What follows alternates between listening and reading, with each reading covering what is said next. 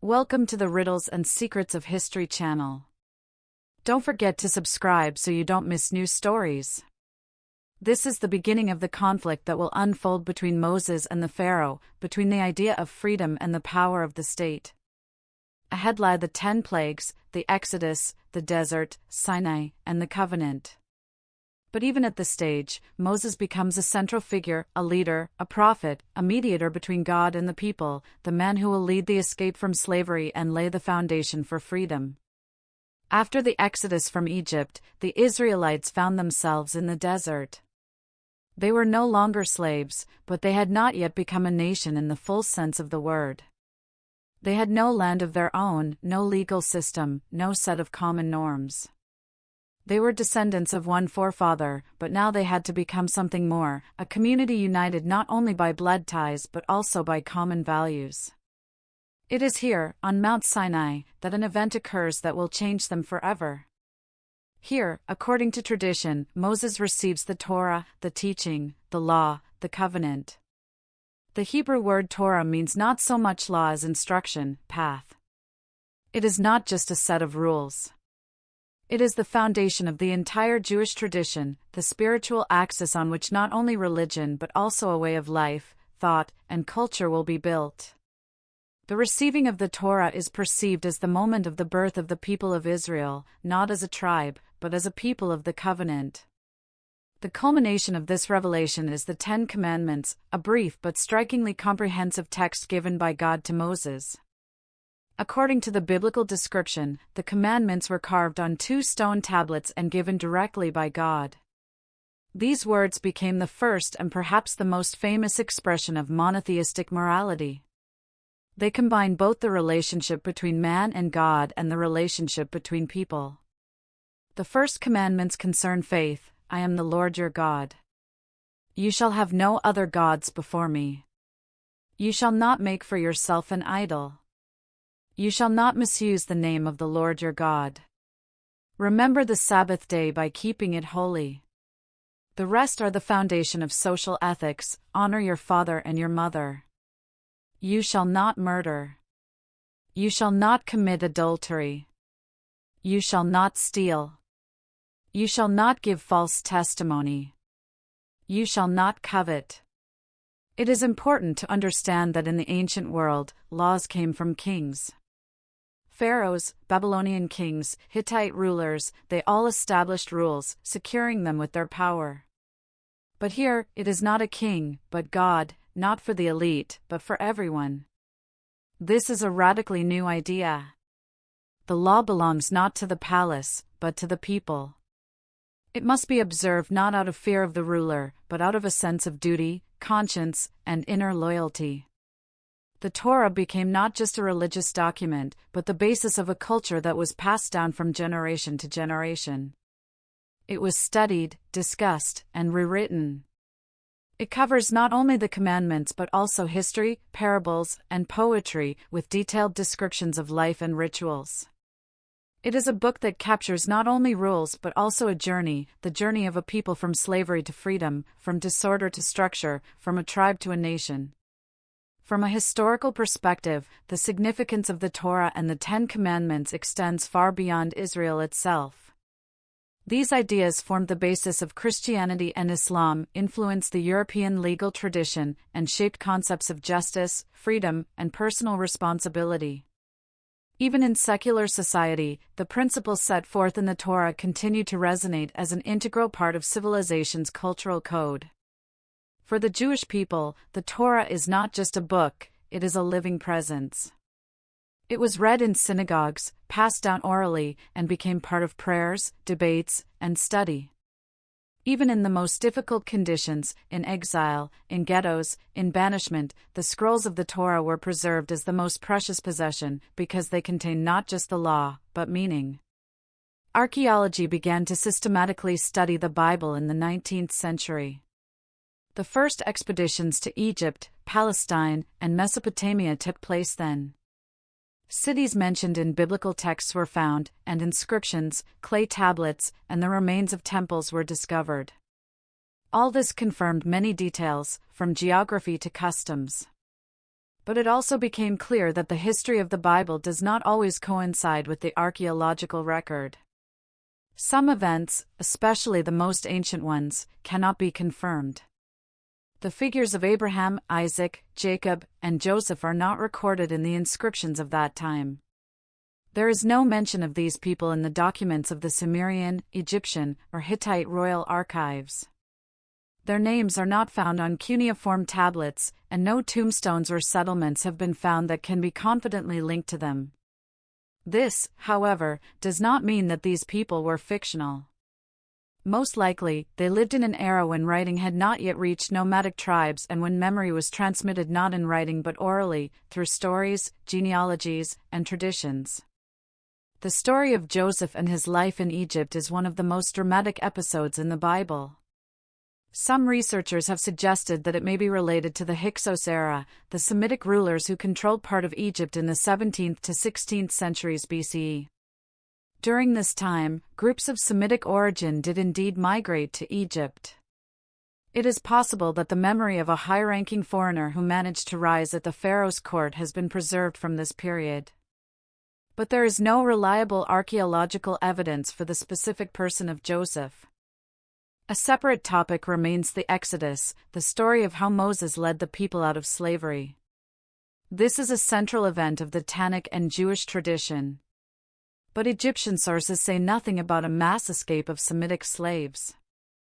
Egyptian chronicles are very detailed, especially during the New Kingdom period, but none of them mention Moses or the Exodus. Archaeology also does not provide unambiguous confirmation. On the Sinai Peninsula, where according to the Bible the Jews spent 40 years, no traces of camps, settlements, or mass movement have been found. This leads scholars to perceive the story as a symbolic or literary reflection of historical experience. At the same time, Egyptian sources do mention newcomers from the east, Semites by origin, who worked, fought, and lived in Egypt. There are mentions of uprisings, migrations, and problems with nomadic tribes. It is possible that the biblical Exodus is a generalized memory of a series of migrations, escapes, and disasters that were later combined into a single story of a miraculous liberation. The situation with Mount Sinai also remains unclear. Archaeology cannot confidently indicate where exactly it was located. Various options are proposed, from the traditional Jebel Musa in the southern Sinai Peninsula to places in northwestern Arabia. No single location has convincing archaeological evidence of a mass presence of people. Perhaps one should not look for literal confirmation. In ancient tradition, numbers and images often had symbolic meaning. 40 years could mean one generation, not an exact calendar period. Today, most historians and archaeologists hold the view that the stories of the patriarchs, of slavery in Egypt, and of the Exodus are not documentary chronicles but the collective memory of a people. They are spiritual and cultural narratives that reflect an inner history, the history of the formation of a people, its faith, and its relationship with God. These stories shaped identity, inspired survival, and explained the meaning of calamities and hopes. The biblical texts remain unique. Even without full archaeological confirmation, they have historical value as a reflection of the thinking, feelings, and worldview of ancient people. They combine elements of myth, religion, poetry, and collective memory. And that is why they are still studied, read, and debated, because they speak not only about the past, they speak about how people remember, what they believe in, and who they want to be.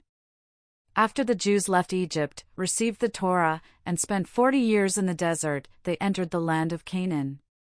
Here begins a long and complex process, the settlement of this land, clashes with local tribes, and the struggle for survival and the preservation of faith. At first, they had no centralized authority. Each tribe lived independently, uniting only in the face of an external threat. The country was ruled by judges, charismatic leaders such as Deborah, Gideon, and Samson. This was a period of instability, strife, and temporary alliances. Over time, the people began to ask for a king, a man who would unite the tribes, establish order, and become a visible leader. This was not easy. It was previously believed that only God could rule the people. But the prophet Samuel, the last of the judges, at the insistence of the people, anoints the first king, Saul. Saul was from the tribe of Benjamin. He was tall, strong, charismatic, and at first, he gained respect by defeating enemies, strengthening the army, and establishing order. But over time, his rule became unstable. He began to act contrary to the prophet's instructions, became anxious and suspicious, and lost touch with reality. Samuel rejects him as a ruler and secretly anoints a new king, a young shepherd from the tribe of Judah named David. David's story is one of ascent. He defeats Goliath, becomes a hero, enters the royal house, and marries Saul's daughter. But David's fame arouses envy, and he is forced to flee. For many years he hides, gathers loyal people around him, lives in the desert, and endures hardship. Despite the opportunity to overthrow Saul, David does not do it. He respects order and believes in God's will. After Saul's death in battle, David becomes king, first over Judah and later over all the tribes of Israel. He chooses Jerusalem as his capital, a city that had previously belonged to the Jebusites, and transforms it into a political and spiritual center. It is there that he brings the Ark of the Covenant. From that moment, Jerusalem becomes a symbol of holiness and the heart of Jewish tradition. However, David's reign was not flawless. He commits a grave moral sin. Falling in love with the wife of one of his soldiers, he orders the husband to be sent to his death. This act leads to consequences in his family. One of his sons violates his sister, another kills his brother, and a third, Absalom, leads a rebellion. David suppresses the revolt but loses his son and sinks into deep grief. His inner struggle is reflected in the Psalms attributed to him. In these lines, one can hear the voice of repentance, pain, and faith. After David's death, his son Solomon becomes king. He is known as a wise and peacemaking ruler who strengthened the kingdom. Under him, Israel reached its greatest power. Solomon made alliances with other states, developed trade, and received ambassadors from distant lands. The greatest achievement of his reign was the construction of the first temple in Jerusalem. This temple became the center of religious life, the place where the Ark of the Covenant was kept, a symbol of the covenant with God and the constant presence of holiness in the life of the people. But Solomon, despite his glory, also strayed from the path at the end of his life. He made numerous marriages with women from other nations and, under their influence, began to build altars to foreign gods. This caused discontent and weakened the kingdom.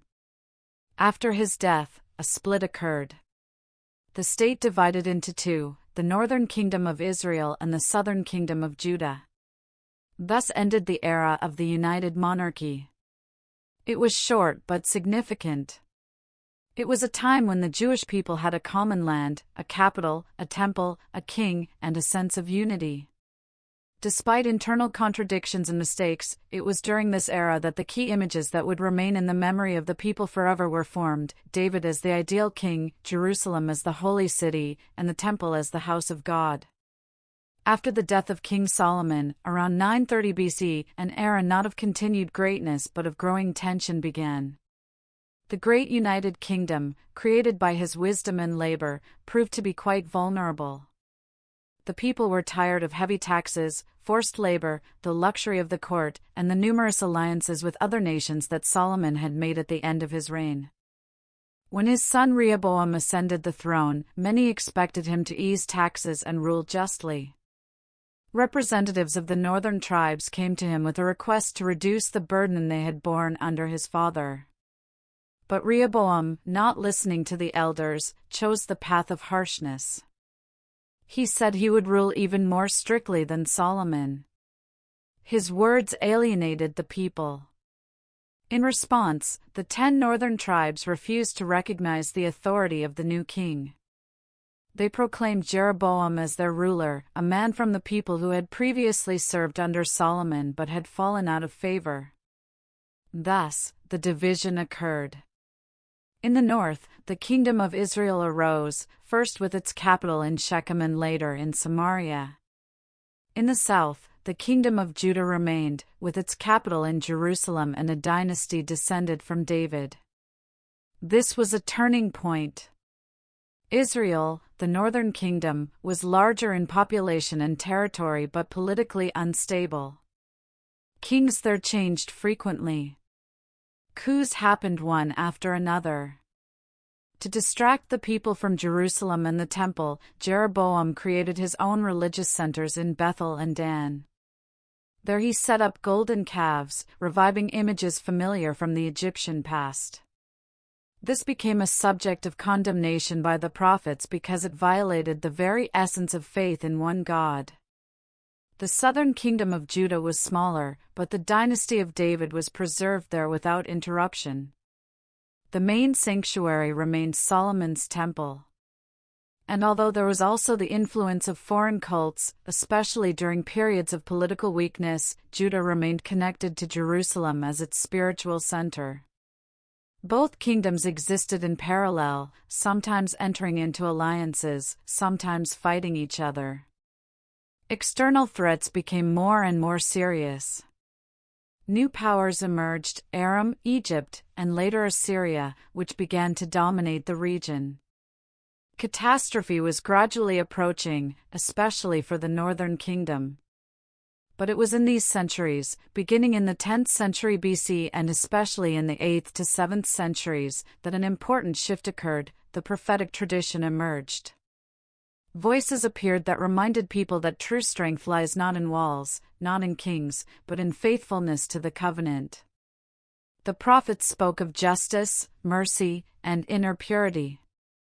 And even in conditions of division and weakness, the people began to seek meaning not in the state, but in a faith that could survive both kingdoms and destruction.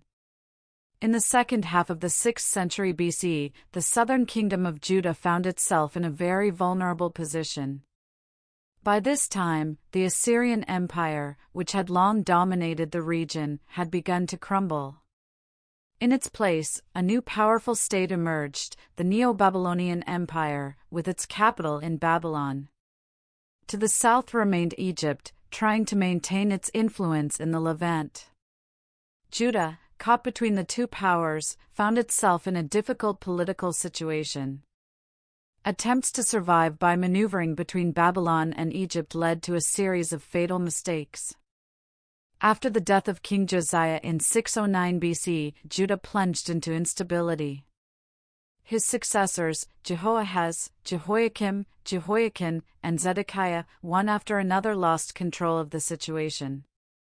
The kings of Judah sometimes submitted to Babylon, and sometimes rebelled, hoping for help from Egypt. This became particularly dangerous after Nebuchadnezzar finally established himself as the Babylonian king. In 597 BC, after the first rebellion, Babylonian troops entered Jerusalem. The city surrendered, the temple was not destroyed, but the ruling elite, including King Jehoiakim and the prophet Ezekiel, were sent into exile. Zedekiah, the youngest son of Josiah, was appointed king, but he too, a few years later, broke his oath of allegiance and rebelled against Babylon. In 588 BC, the siege of Jerusalem began. For almost 2 years the city held out, but amid famine, fear, and exhaustion, its strength gave out. In 586 BC, the city fell. The Babylonian army destroyed the walls, burned houses and palaces, and most importantly, the Temple of Solomon. For the people, this was not just the capture of a city, it was the end of the world as they knew it. King Zedekiah was captured. His sons were executed before his eyes, and he himself was blinded and taken to Babylon. Along with him went thousands of others. This was not the entire population of the country, but those who constituted the cultural, religious, and political elite. The Babylonian captivity began, one of the most difficult periods in the history of the Jewish people. For an ancient Israelite, the temple was not just a building. It was the center of life, the place of God's presence. Its loss seemed like the loss of the covenant itself. How could faith continue if the altar was destroyed, sacrifices were impossible, the prophets were silent, and the people were in exile? It was then that an internal re-evaluation began. The prophets, primarily Ezekiel and 2nd Isaiah, began to say that God is not bound only to the temple. He is everywhere, even in exile. On the banks of the Euphrates, a new form of spiritual life began. For the first time, the idea emerged that God is accessible not only in Jerusalem but also in the Word, in the law, in memory. The collection and rewriting of sacred texts began. The Word became the temple. It was at this time that the foundations of Judaism as it would later exist were laid, without a king, without a temple, but with the Torah, with faith, with hope. The captivity lasted about 50 years. During this time, a new generation grew up that had never seen Jerusalem but knew everything about it. And when, in 538 BC, the Persian king Cyrus the Great issued a decree allowing the Jews to return, they set out on the journey back not just to their homeland, but toward a spiritual revival.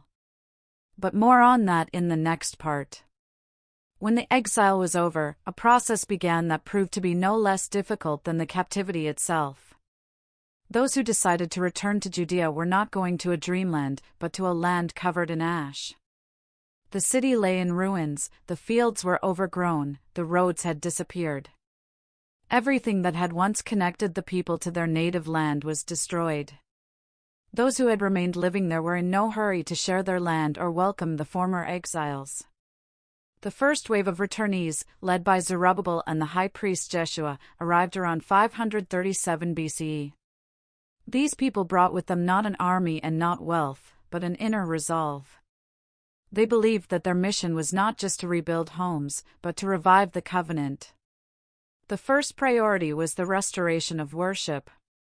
For a people who had experienced the loss of the temple, the return of sacrifice meant the return of God's presence. Since the temple itself was not yet built, the first thing to be restored was the altar. It became a temporary center of spiritual life. Daily offerings, readings, prayers, all of this was heard once again in Jerusalem. It was a modest but powerful symbol. Despite everything, the people had returned to God. In parallel, work began to clear the area and prepare for the construction of a new temple. But from the very beginning, things were complicated. Other peoples lived around Judea: Samaritans, Ammonites, Persians, Greeks. And many of them were unhappy with the rise of Jewish activity. Provocations, threats, and denunciations to the capital began. Under pressure from opponents, the work was halted for almost 2 decades. These years became a time of doubt. People began to focus on their fields and homes and abandoned the construction. They said, "The time has not yet come to build the Lord's house." But at this time, the prophets Haggai and Zechariah appeared, who reminded them, if God's house is in ruins, then the people cannot be blessed. These prophecies sounded not like a condemnation, but as a call to responsibility, to faith, to action. Under this inspiration, construction resumed. It was work under difficult conditions, without political support, without sufficient resources, and with constant risk. But step by step, the walls began to rise. In 516 BC, exactly 70 years after the destruction of the first temple, the second temple was completed and consecrated. It was simpler, more modest, without the Ark of the Covenant, without its former grandeur, but it existed. And that meant the connection with God was restored. Nearly half a century later, Ezra, a scribe well-versed in the law of Moses, arrived in Judea. He came not as a builder, but as a spiritual leader. He saw that it was not enough to restore the walls. The very essence of the people needed to be restored. He began by gathering the people and reading the Torah to them aloud, not as a priest, but as a teacher. This was a new experience, to listen to the law, understand its meaning, and apply it in life. The words of the Torah resounded in the square, and the people stood and wept. They realized how far they had strayed from the covenant. But these were not tears of despair. It was a return to themselves. From this moment, a new stage began. Faith became not just a matter of sacrifice, but a matter of understanding, study, memory, and personal choice. Soon after Ezra, Nehemiah arrived in Jerusalem, a man with administrative talent, an envoy of the Persian king. He took on the task of rebuilding the city walls.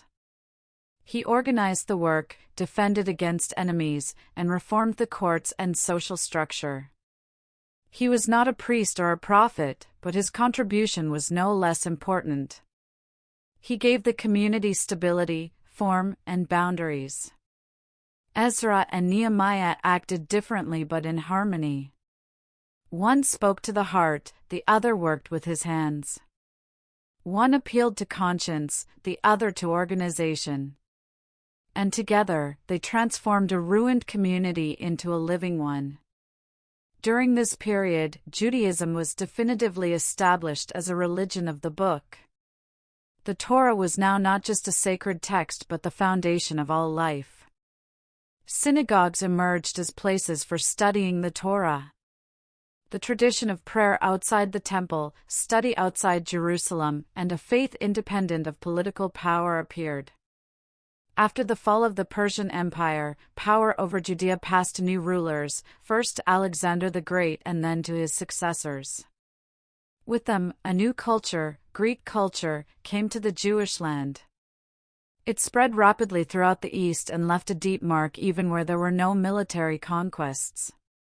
In Judea, gymnasiums, theaters, and Greek-style buildings began to appear. The Greek language became official, and more Jews began to speak it in their daily lives. Many were impressed by the new way of thinking and living. They adopted Greek customs, dressed in Greek clothing, and gave their children Greek names. Society gradually became divided. Some people wanted to preserve their traditions, while others sought to become part of a new, more modern world.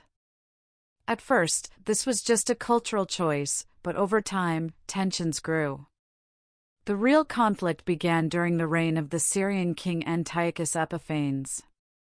He decided that all peoples in his state should live by the same laws and worship the same gods.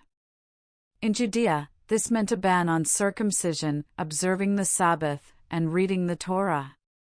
An altar to Zeus was erected in the Jerusalem temple itself, and Jewish religious rites were outlawed. This was no longer just a matter of culture, it became the violent suppression of faith. Against this backdrop, a rebellion began. It was led by an elderly priest named Mattathias, who lived in the village of Modiin. When royal officials came to him and demanded that he offer a sacrifice to a pagan god, he refused and then took up arms. Following him into the mountains went his sons and those who were ready to defend their faith and way of life. After Mattathias's death, the rebellion was continued by his son Judah, who was nicknamed Maccabee. The rebels did not have a strong army, but they knew the terrain well, were organized, and ready to fight.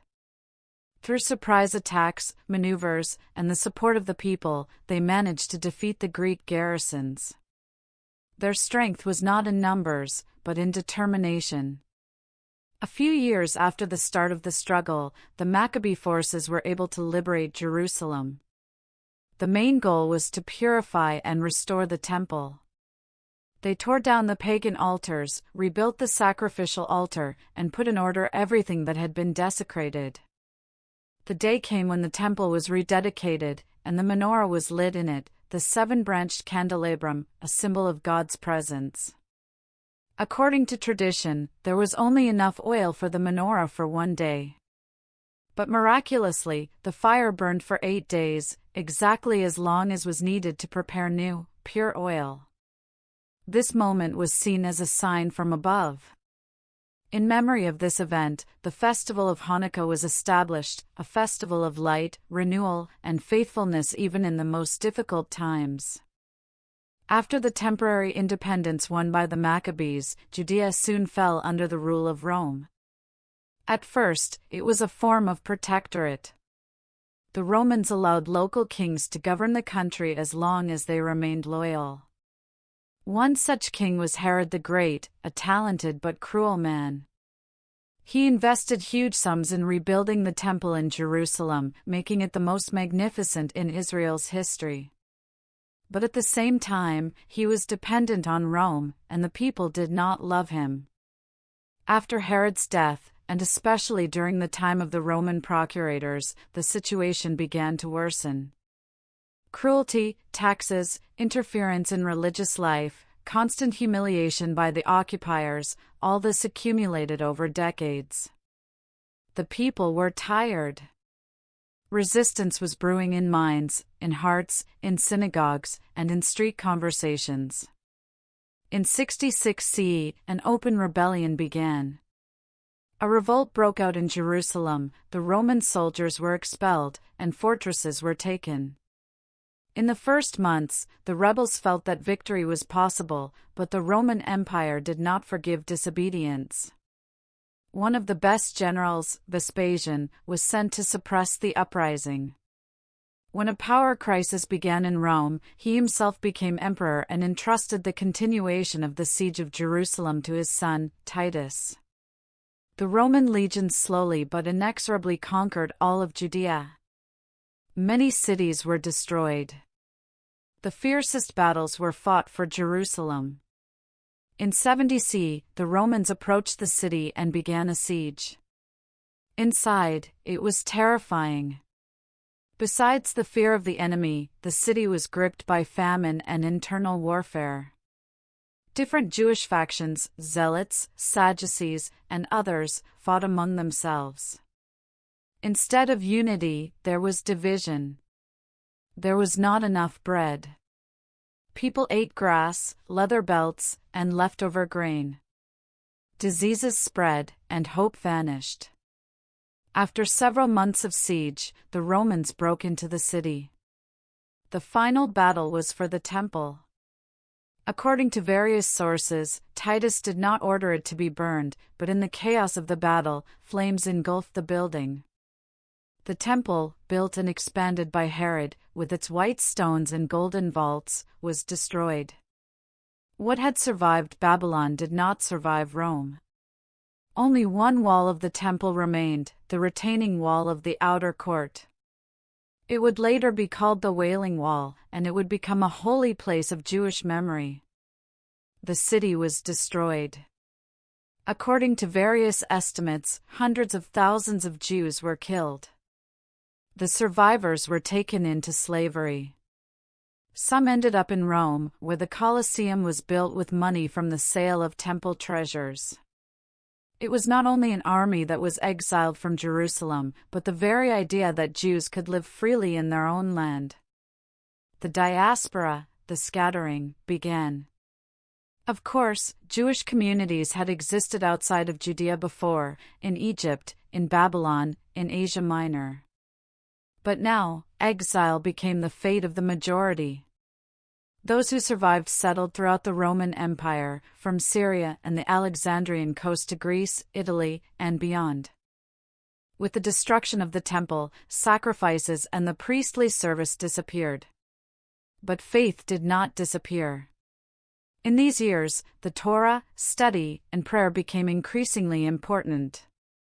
Instead of a center in Jerusalem, local communities, rabbis, and teachers emerged. Thus, the system that would later be called Rabbinic Judaism was formed. People gathered in synagogues. There, they did not offer sacrifices, but read and discussed. They taught their children, prayed, and sought ways to preserve what was left. The Talmud appeared, a huge collection of reflections, debates, and explanations of the law. It is not just a book, it is a support that could be carried to any corner of the world. Thus began a new era. An era in which there was no temple, no state, no army, but there was memory, there was a book, and there was inner strength. Thanks to this, the scattered people did not disappear.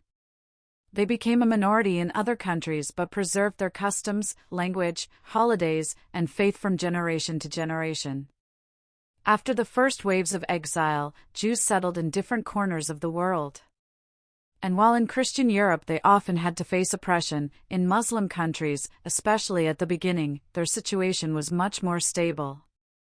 When Islam emerged in the 7th century and Muslims began to rapidly expand their territories, they conquered huge regions from the Middle East to North Africa and Spain. Along with them, Jewish communities also came under the rule of the caliphates. Islam recognized Jews as people of the book, bearers of ancient revelation. They were not given full freedom but were allowed to live according to their own laws, have synagogues, and engage in trade and science. The most striking example of this coexistence was Jewish life in Muslim Spain, in the territory that the Arabs called Al-Andalus. There, starting from around the 8th century, Jews lived among Muslims and Christians, freely developing their culture and even holding important positions at court. This period became known as the Golden Age of Jewish life in Spain. In cities such as Córdoba, Granada, Toledo, and Seville, there were active Jewish communities. Jews were doctors, poets, scientists, and translators. They wrote books in Hebrew and Arabic, studied philosophy, medicine, and mathematics, and translated the works of Aristotle and Plato.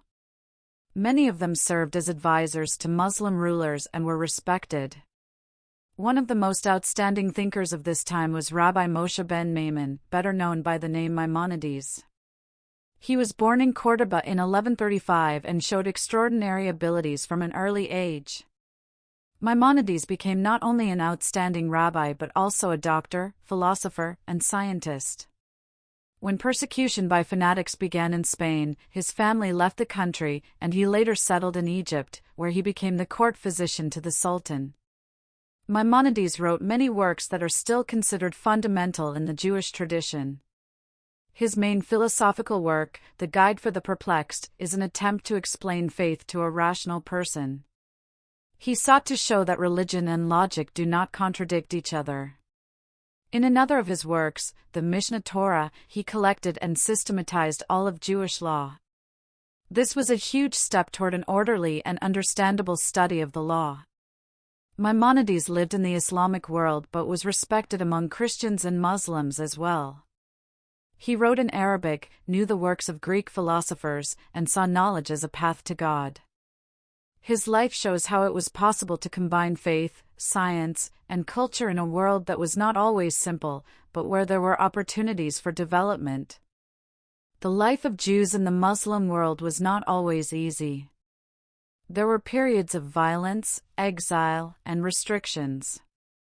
But compared to what was happening at that time in Christian Europe, where Jews were often expelled or burned, Muslim lands remained a place where one could study, work, transmit knowledge, and build a life.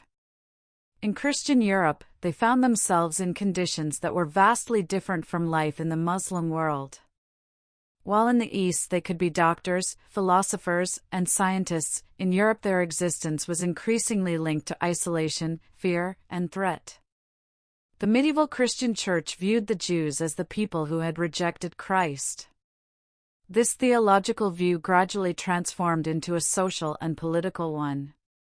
Jews began to be perceived as outsiders not only in a religious sense but also in a social one. They started to be separated, restricted, and controlled. In many countries, Jews were not allowed to own land, join craft guilds, or study at universities. They were pushed out of most professions.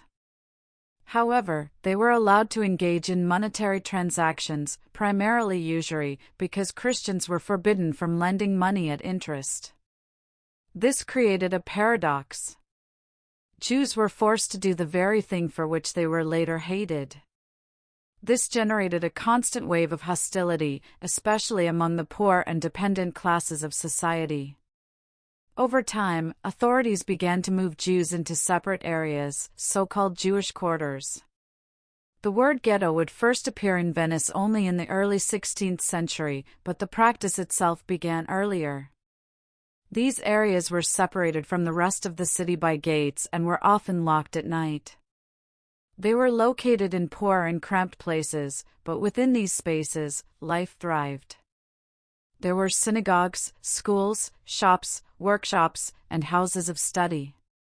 Life in the ghetto did not mean that Jews lived in isolation. They had connections with the outside world. They traded, provided medical care, translated books, and sometimes worked for local rulers. But every day they felt that they were living in a foreign society, under foreign laws, and always under threat. One of the most terrifying features of medieval life was mass accusations. Jewish communities were accused of the most incredible crimes, poisoning wells, murdering Christian children, and desecrating the holy bread. None of these accusations had any proof or sense, but they were taken seriously, especially during times of disaster. A particularly dangerous time was the Crusades. In 1096, when the First Crusade began, armed mobs on their way to the east destroyed Jewish communities in Germany, in Mainz, Worms, and Cologne. People were killed, families were burned in synagogues, and sacred books were destroyed. These events became the first organized mass pogrom in Christian Europe. Similar events were repeated later. During the plague epidemic in the 14th century, Jews were again accused, this time of poisoning the water. In the midst of mass panic and fear, this led to pogroms, expulsions, and the burning of communities. Many communities in Central Europe were completely destroyed. Some tried to defend themselves but received no support from either the nobility or the church. Starting in the 13th century, waves of expulsions began in various European countries. Jews were expelled from England in 1290, from France in 1306, from Spain in 1492, and from Portugal a little later. People left homes where they had lived for centuries. They were forced to leave with a minimum of possessions. They started all over again in other countries where it was still possible to stay. But even in such times, life did not stop. Within the ghetto, studies continued, books were written, and new prayers were created. Scholars copied the Talmud and debated points of law. Teachers taught children, women ran households, sewed clothes, and baked bread. Holidays were celebrated even in the darkest periods. Life in Christian Europe was full of threats and fear, but the Jewish people managed to preserve themselves. They preserved their language, law, tradition, and passed them on, no matter what. After the destruction of the Second Temple in 70 CE, the Jewish world found itself in a new reality. The center of spiritual life, the place where sacrifices were made, the people gathered, and the main rituals were performed, was gone. For many, this was not just a tragedy, but almost the end of faith. Without a temple, without Jerusalem, without priests and altars, how could the commandments now be fulfilled? The answer began to be sought by those who would later be called rabbis. They were scholars, experts in the scriptures, who saw that if sacrifices could no longer be made, then the focus had to be on something else, on the word, on the law, on teaching. Thus began the transition to a new form of Judaism, Rabbinic Judaism. At the center of this tradition was not the temple or the priest, but the teacher, who explains how to live, thinks together with his students, and answers questions. First, the Mishnah was compiled, a collection of rules, opinions, and decisions on various aspects of life. It did not explain the laws in detail but rather recorded what approaches existed and how they were applied. From about the 2nd to the 5th century CE, work began on discussing the Mishnah. Scholars in various academies, in Judea and in Babylonia, commented on every line, argued, provided examples from life, and analyzed how to apply ancient principles to new conditions. These reflections took shape in the Talmud, a gigantic text that resembles a living conversation between generations. There are two Talmuds, the Jerusalem and the Babylonian. The latter is more complete and systematic, and it became the main source of Jewish law for centuries. But the Talmud is not just a collection of rules, it is a way of thinking. The important thing is not so much to find a ready-made answer as to learn how to think, to understand why one opinion is preferable to another, how the law is connected to life. Rabbinic Judaism is built on the idea that faith is not only prayer and holidays, but also the constant work of the mind. It is a faith that is not afraid of questions. It does not demand blind obedience but invites one to learn, discuss, and seek. That is why in every Jewish community, scholars, schools, and synagogues appeared as places not only for prayer but also for study. Over time, some people began to feel that this was not enough, that behind the external observance of the law could lie something more, that there is a deeper meaning to everything, words, events, even letters. Thus began the development of Kabbalah, a mystical movement that sought answers to questions like, why was the world created? How is the divine structured? How can a person touch the mystery? Kabbalists said that the Torah does not just tell a story and give commandments. In it, behind every word is a layer, and behind every layer, another. There are levels of meaning that are not visible at first glance. The world is structured as a system of forces and connections, and even a person's everyday actions can influence these forces. Every good deed, every word, even a thought, in their view, changes something in the spiritual structure of the world. One of the main texts of Kabbalah became the Zohar. A book written in a mysterious, poetic language, filled with symbols and allegories. It appeared in the 13th century, but its content, according to tradition, goes back deeper to the sages of the Talmudic era. The Zohar describes how, through 10 levels or sphirot, the divine light passes into our world. Kabbalists believe that a person who lives consciously can approach this light. Kabbalah was never a mass teaching. It was passed from master to student, studied not before a mature age, and only after a thorough acquaintance with the Torah and the Talmud. But even if most people did not study it deeply, the very idea that the world is not limited to the visible, but has a hidden harmony, inspired many. Thus, a dual structure of Jewish tradition was formed. On the one hand, rabbinic law, practical and strictly calibrated, applicable to daily life. On the other, mystical depth, which does not cancel the law but helps to feel its spiritual essence. And both of these paths lead to the same thing, the search for meaning, a connection with God, and living not just correctly, but meaningfully. After centuries of life in exile, the Jewish communities of Europe gradually approached a turning point. A process began that was to change their situation forever: emancipation. Emancipation meant freedom from official restrictions. Before that, Jews almost nowhere had citizenship, could not own land, work in the civil service, vote, study in universities, or be equal before the law. Their lives were confined by the framework of special legislation, the ghetto, and public suspicion. But in the late 18th century, under the influence of the Enlightenment philosophy, a new idea began to take shape in Europe: all people should have the same rights. It doesn't matter what your faith is, what matters is who you are as a citizen. These ideas first became law in France. In 1791, French Jews received civil rights. They no longer had to live in a separate district, pay special taxes, or hide their faith. For the first time in many centuries, a Jew could be a doctor, an official, a writer, a deputy, just like any other citizen of the country. Over time, other states followed the same path, at different speeds and with varying depth.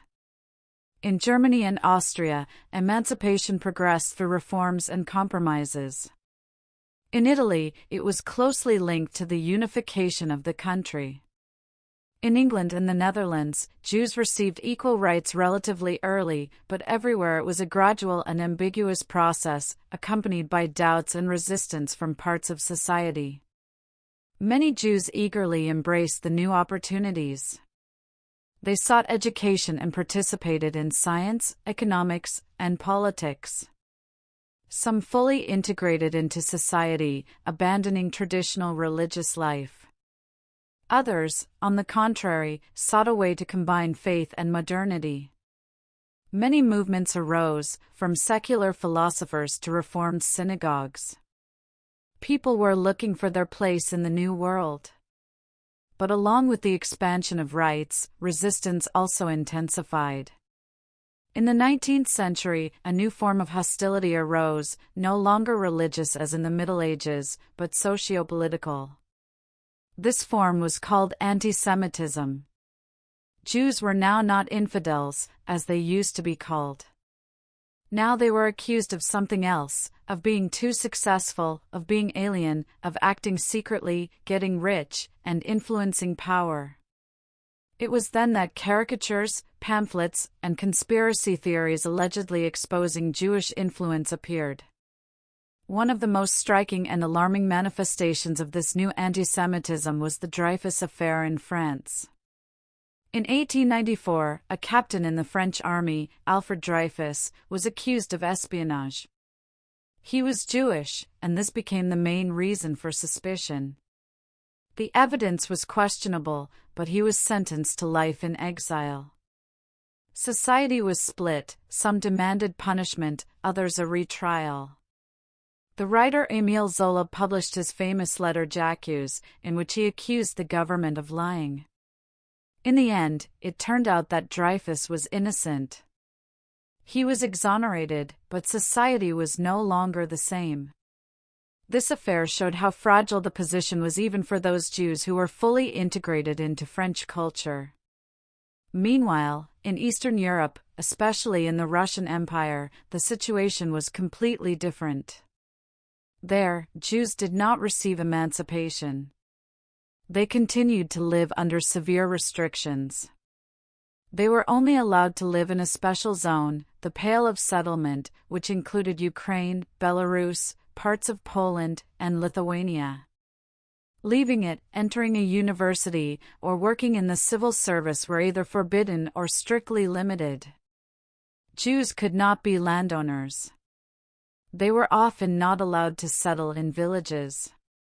And even within cities, they faced restrictions. To this was added everyday hatred, fueled by state and church structures. Against the backdrop of social crises, economic difficulties, and political turmoil, Jews became a convenient target. In 1881, after the assassination of Emperor Alexander II, a wave of pogroms swept through. Mobs attacked Jewish quarters, broke windows, looted shops, burned houses and synagogues, and beat and killed people. The authorities almost never intervened, and sometimes even encouraged these actions. One of the most tragic was the pogrom in Kishinev in 1903. In a few days, dozens of people were killed, hundreds were injured, and hundreds of homes were destroyed. Newspapers all over the world wrote about it with horror, but in the Russian Empire itself, it caused almost no reaction. On the contrary, in the following years, the pogroms continued. This became an alarming sign. Jews realized that they could not count on protection from the authorities. Because of this, mass emigration began. From the end of the 19th century, millions of Jews left Eastern Europe. Some went to the USA, some to Great Britain, some to Palestine. People were not looking for wealth, but for safety. They simply wanted to live where they could work, study, and pray without fear. While some Jews were fighting for civil rights and trying to integrate into European society, changes were also taking place within the Jewish communities themselves. Faith, traditions, religious life, all of this was also changing. Some sought paths of renewal, others a return to spiritual roots. Thus, two major movements emerged, Hasidism and Reform Judaism. Hasidism appeared in Eastern Europe in the mid-18th century. Its founder is considered to be Rabbi Israel ben Eliezer, known as the Baal Shem Tov. He lived in poor Jewish shtetls, communicated with ordinary people, and said, one can serve God not only through study and strict rules, but also through joy, singing, and prayer from the heart. He taught that every action can be holy if it is done with sincerity. Hasidism quickly spread among the common people. It gave people comfort, inner strength, and faith that God is near, not somewhere in books, but right here, in life. Communities formed around charismatic leaders, tzaddikim. These leaders not only taught but also advised, helped, and inspired. Hasidism became not just a movement but a way of life with special traditions, clothing, music, holidays, and prayers. But not everyone viewed Hasidism positively. Talmudic scholars, representatives of a more strict and rational approach, accused the Hasidim of deviating from traditional law. Thus, internal conflicts arose that continued for decades. However, over time, Hasidism became one of the most stable and influential forms of religious life in Eastern Europe. At the same time, in Western Europe, an opposing movement appeared, Reform Judaism. This happened in the early 19th century in Germany, in conditions where Jews were gaining rights and becoming part of secular society. Young, educated Jews asked themselves, is it possible to preserve faith without renouncing the modern world? The reformers proposed changing many elements, conducting services in the local language, not just in Hebrew, shortening the prayer time, and removing some rituals that seemed outdated. They said, the moral meaning is the main thing, not the strict adherence to every detail. The Torah is not only law but also an idea that needs to be understood in the spirit of the times. Reform Judaism became popular among those who wanted to be both Jewish and a full-fledged citizen of their country. Soon this movement spread to the USA, where conservative and liberal movements later appeared. But in the traditional environment, reformism was viewed with alarm as a departure from the law, as an attempt to dissolve faith in the surrounding world. And so, at the turn of the 20th century, the Jewish world became even more diverse. Some followed the path of tradition, others sought renewal, and a third group strove to maintain internal unity. But they all felt more and more strongly that even with rights and education, even with reforms and integration, Jews remained other in the eyes of the majority. This feeling became increasingly acute against the backdrop of pogroms, the press, and political hostility. It was against this background that a new idea began to form, the idea of returning to their own land. Its exponent was Theodor Herzl, a Viennese journalist, playwright, and lawyer. He was not particularly religious, but he was shocked by the Dreyfus affair in France. He saw that even in the most enlightened country in Europe, a Jew could become a victim of hatred simply because he was a Jew. Herzl came to the conclusion that Jews would never be truly free until they had their own country. Not a ghetto, not a temporary refuge, but their own land, where they would not be a minority, but a people. In 1896, he wrote a book called The Jewish State. In it, he proposed the idea of political Zionism, a movement for the creation of a Jewish national home. In 1897, the first Zionist Congress was held in the Swiss city of Basel. Delegates from different countries came, religious, secular, Eastern, Western. They argued and discussed, but the main thing was that they agreed. Herzl formulated the goal, to create for the Jewish people in Palestine a publicly recognized home, secured by international law.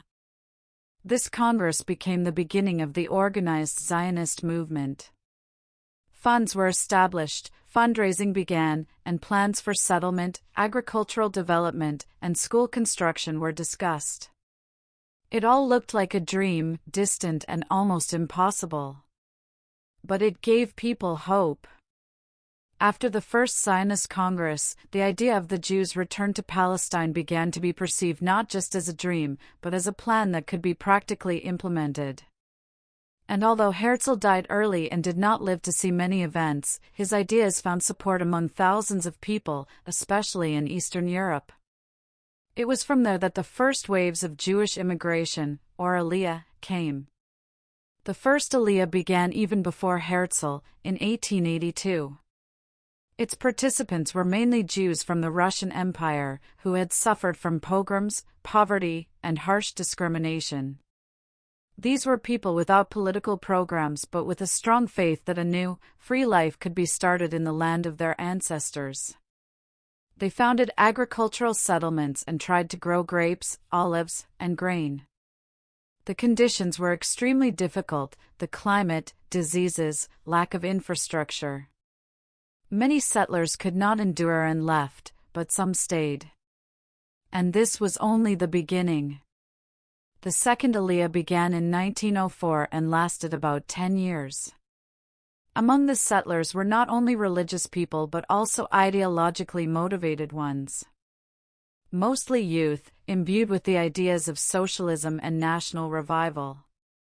They didn't just want to survive, they wanted to build a new Jewish world, free from humiliation, based on labor and justice. It was they who created the first kibbutzim, agricultural communes where everything was shared. They revived Hebrew as a spoken language, built schools, started newspapers, and staged theatrical productions.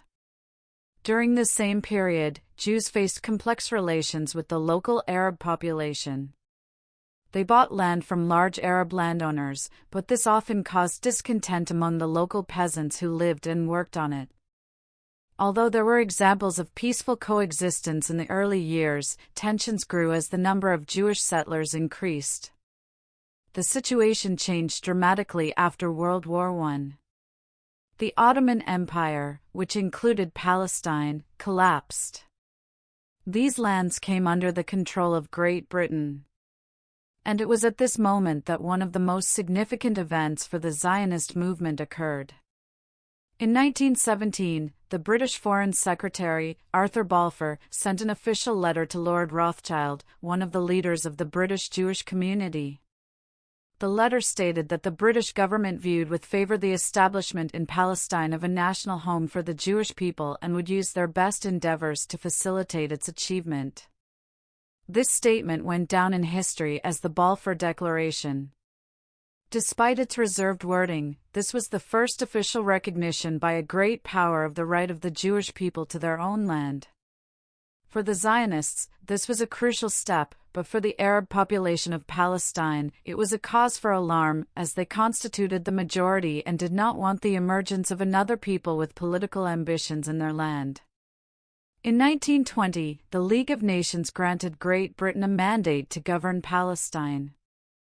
Thus began a period that lasted until 1948 and became known as Mandatory Palestine. Britain was supposed to support the creation of a Jewish national home while also considering the interests of all inhabitants, including the Arabs. In practice, this proved to be almost impossible. Meanwhile, Jewish immigration continued. The third Aliyah began after 1919. This wave brought Jews from war-torn post-war Europe and from Russia, fleeing the Civil War. Many of them were young, educated, and determined to build a life from scratch. They founded new settlements, expanded the kibbutzim, and strengthened the infrastructure. In 1925, the Hebrew University of Jerusalem was founded. Gradually, economic cooperatives, labor unions, and cultural institutions were created. In 1924, the fourth Aliyah began, this time mainly from Poland.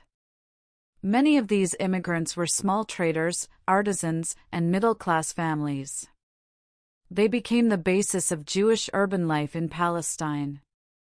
New neighborhoods, workshops, and shops appeared. The economy grew, but so did the conflicts. The provided Russian text is a detailed historical and cultural overview of the Jewish people from the late 1920s through to the modern era, focusing on the rise of the State of Israel, the impact of the Holocaust, and the evolution of the global Jewish diaspora. Here is the English translation. The year 1929 was particularly tragic, a time of Arab riots in Jerusalem, Hebron, and Safed. Dozens of Jews were murdered in Hebron. Some of them had lived there for centuries, in close contact with Arabs. This massacre became a shock to the entire Jewish community. It became clear that the issue was not just discontent, but a deep, growing confrontation. The fifth Aliyah began in the 1930s. After Hitler's rise to power in Germany, a flood of Jewish refugees poured into Palestine. They were escaping Nazism, repression, and the loss of civil rights. Accompanying them were doctors, engineers, architects, and musicians, people who enriched the country's culture and economy. However, with the increasing number of settlers, the anger of the Arab population also grew. The British began to restrict immigration, especially after 1936, when a large-scale Arab revolt erupted in Palestine. The Mandate authorities found themselves caught between the two peoples. They tried to please both sides and ended up satisfying neither. For the Jews, this was a time of building and struggle. Underground militant organizations like the Haganah, Irgun, Etzel, and Lehi emerged. They fought first against Arab groups and then against the British. Meanwhile, the institutions of the future state continued to be built. A tax system was introduced, an ambulance service was created, and schools and agriculture were developed. By the start of World War II, the Jewish population in Palestine was over 400,000. And while the future remained uncertain, the idea of independence was no longer just a dream. It had become a question of time and price. After the horror of World War II and the Holocaust, when Nazi Germany carried out the systematic extermination of approximately 6 million Jews in gas chambers, firing pits, and death camps like Auschwitz, Treblinka, and Majdanek, the Jewish people were left in a state of profound shock and loss. Jewish communities in Eastern Europe, which had been centers of Jewish culture, scholarship, and tradition for centuries, completely vanished. The Holocaust was the culmination of Nazi ideology, which from the early 1930s was built on the idea of racial purity and the notion of Jews as an existential threat to the German people. The plan for the final solution of the Jewish question meant not just deportation, but the physical annihilation of all Jews in Europe. After the war, hundreds of thousands of survivors found themselves without a homeland, family, or citizenship. They were still unwanted in many European countries. Military displaced persons camps became their temporary refuge. It was during these years that the idea of returning to the historical homeland gained particular strength. Now it was not only an idea of restoration but also an idea of salvation. In this context, and amid the disintegration of the British Empire, the question of Palestine's future became central to international politics. In November 1947, the UN General Assembly adopted the Partition Plan. Palestine was to be divided into a Jewish and an Arab state, and Jerusalem was to receive international status. The Jewish Agency, representing the Jewish population of Palestine, agreed, even though the borders were complex. The Arabs rejected the plan. They did not recognize the Jews' right to statehood and considered the partition unjust. On May 14, 1948, on the eve of the end of the British Mandate, David Ben-Gurion read the Declaration of Independence. At that moment, Israel was surrounded by hostile nations with numerically superior armies. Already on May 15, Egypt, Syria, Iraq, Lebanon, and Transjordan, the future Jordan, declared war on Israel. The First Arab-Israeli War began. Despite serious losses and the lack of heavy weaponry, Israel managed to hold its positions and even expanded its territory in several areas compared to the original UN plan. The war concluded in 1949 with a series of armistices, but no peace treaty. The result was the Palestinian refugee issue. Approximately 700,000 Arabs left the territory of Israel. Their status remained unresolved and became one of the central problems of the conflict. The following decades were a succession of wars, crises, and diplomatic efforts. In 1956, Israel participated in a joint operation with France and Great Britain against Egypt, which had nationalized the Suez Canal. In response, Israel occupied the Sinai Peninsula. However, under international pressure, it was forced to withdraw, receiving in return a guarantee of freedom of navigation through the Straits of Tiran. In 1967, the escalation of the conflict reached its peak. Egypt closed the passage to the Red Sea and concentrated troops on the border, and Syria and Jordan formed a military alliance. In response, Israel launched a preemptive strike. The Six-Day War began.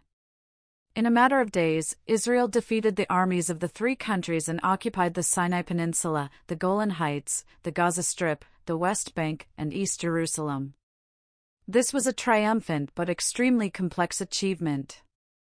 Israel became the occupier of territories with millions of Palestinians, which created a protracted conflict, diplomatic isolation, and further violence. The next major war, the Yom Kippur War or Ramadan War, began on October 6, 1973, on the holiest day of the Jewish calendar. Egypt and Syria launched a surprise attack.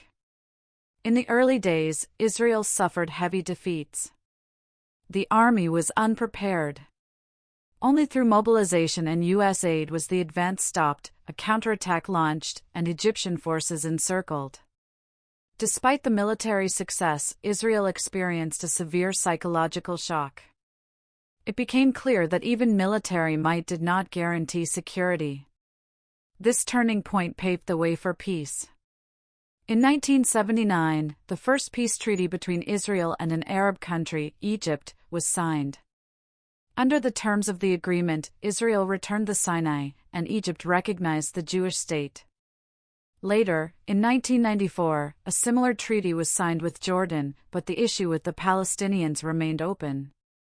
After World War II and the Holocaust, the Jewish diaspora did not just change, it was reborn. Traditional centers of Jewish life in Eastern Europe were destroyed. From Poland, Ukraine, Lithuania, Hungary, and Germany, where millions of Jews had lived for centuries, only fragments of communities, ruined synagogues, and memorial plaques remained.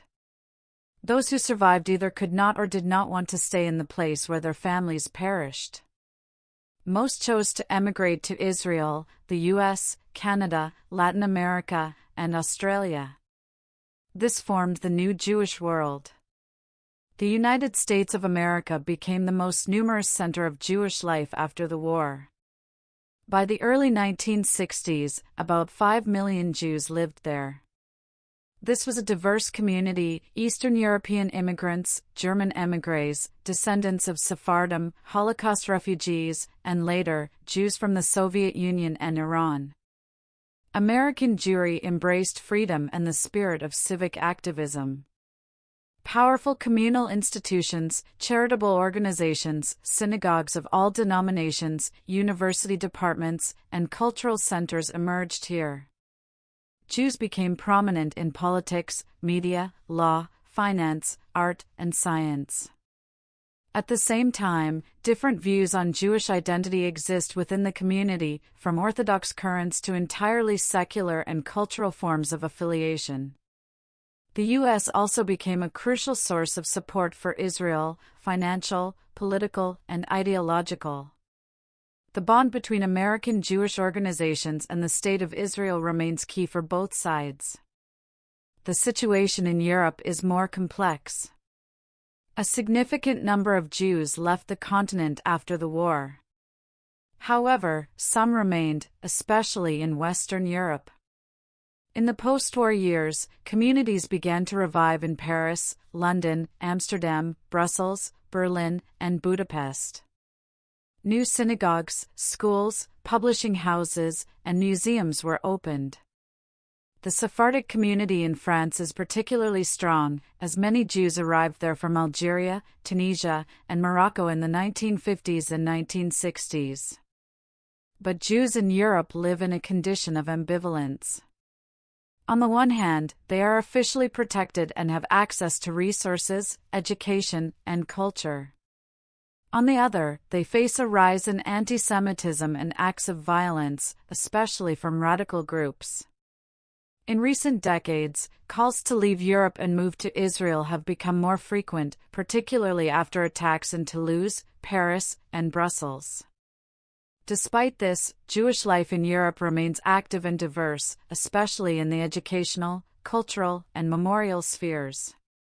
In the post-Soviet space, Jewish history has gone through a century of dramatic change. In pre-revolutionary Russia, Jews were confined to the Pale of Settlement and faced oppression, yet maintained a rich cultural and religious life. In the Soviet Union, the process of destroying traditional identity began. Jewish schools were closed, synagogues were monitored, and Judaism was forced out of the public sphere. However, starting in the late 1980s, a revival began. Jewish schools, cultural centers, and youth organizations appeared in Russia, Ukraine, Belarus, and other countries. Restored synagogues opened in Moscow, Kiev, and Minsk. Large charitable foundations emerged. At the same time, a huge portion of Soviet Jews emigrated to Israel, Germany, the US, and Canada.